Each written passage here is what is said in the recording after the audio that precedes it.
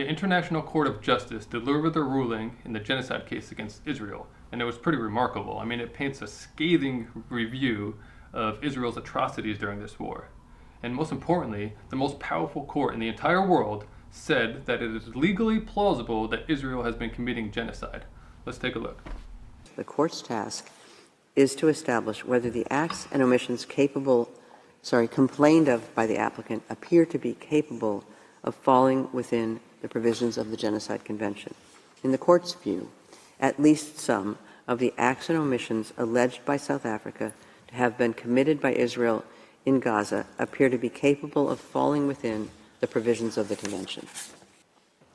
In the court's view, the aforementioned facts and circumstances are sufficient to conclude that at least some of the rights claimed by South Africa and for which it is seeking protection are plausible.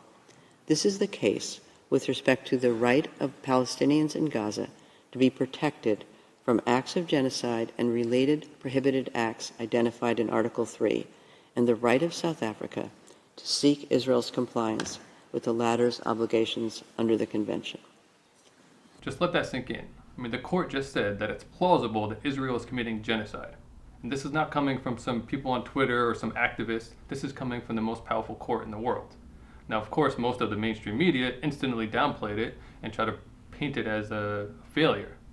Actually, I mean, I think the court's ruling is consistent with many of our positions, and much of the approach that we've taken with Israel. For instance, in the view that Israel has the right to take action against the terrorists on the October 7th attack, that they have an obligation to be mindful of minimizing civilian casualties, that they have an obligation to assist the international community to get humanitarian assistance, and all these are things that we have been pushing and urging for as well. Now, those headlines and statements are not necessarily incorrect as a whole, but the way that they're framed is done so in a way to downplay the significance of the ruling. I mean, for instance, one could have written a headline that says, ICJ rejects Israel's demand to dismiss the case. Because, let's not forget, that was one of the demands or requests that Israel was asking the court.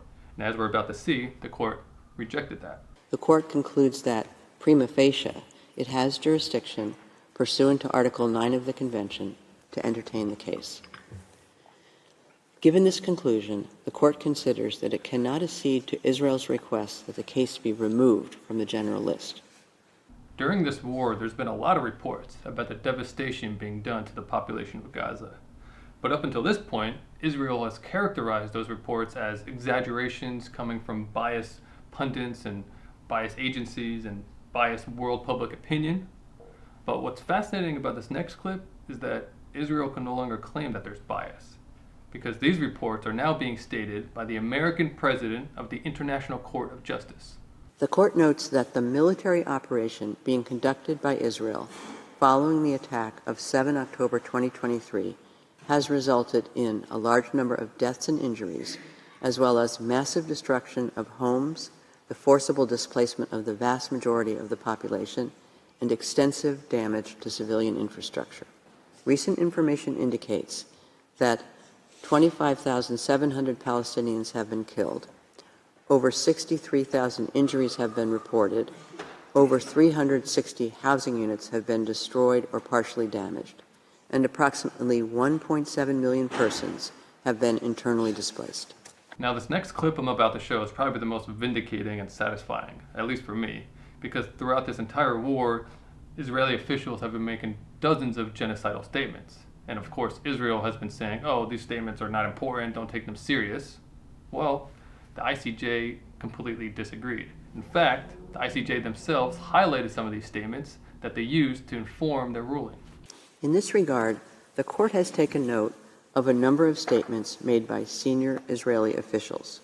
It calls attention in particular to the following examples.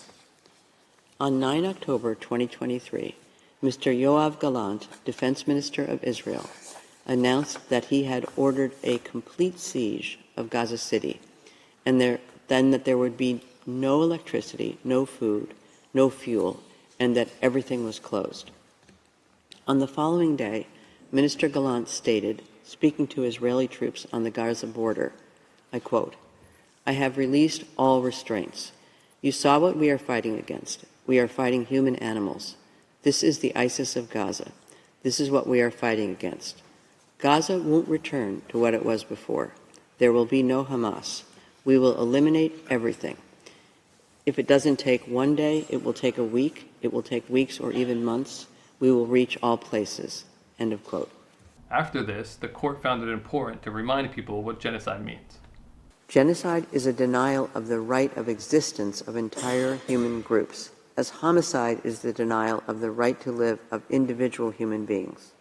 Such denial of the right of existence shocks the conscience of mankind, results in great losses to humanity in the form of cultural and other contributions represented by these human groups, and is contrary to moral law and to the spirit and aims of the United Nations. End of quote. Now, before the court goes into their provisional measures, they once again use the words of Israeli officials against them. This time, the words of Prime Minister Benjamin Netanyahu. The court considers that the civilian population in the Gaza Strip remains extremely vulnerable. It recalls that the military operation conducted by Israel after 7 October 2023 has resulted inter alia in tens of thousands of deaths and injuries and the destruction of homes, schools, medical facilities, and other vital infrastructure, as well as displacement on a massive scale. The court notes that the operation is ongoing and that the Prime Minister of Israel announced on 18 January 2024 that the war, I quote, will take many more long months. End of quote. Okay, so now for the most important part of the ruling, the provisional measures. So the court, the ICJ, has issued 6 provisional measures, and I'm paraphrasing here, but they are as follows. 1, the state of Israel must prevent acts of genocide, i.e. killing members of the group. 2, Israel must ensure that its military doesn't commit genocide, i.e. killing Palestinians. 3, Israel must prevent and punish the direct and public incitement to commit genocide. 4, Israel must provide urgent humanitarian aid. 5, Israel must prevent the destruction and ensure the preservation of evidence. And 6, Israel has 1 month to submit a report to the court detailing all the measures they are taking to address these provisions.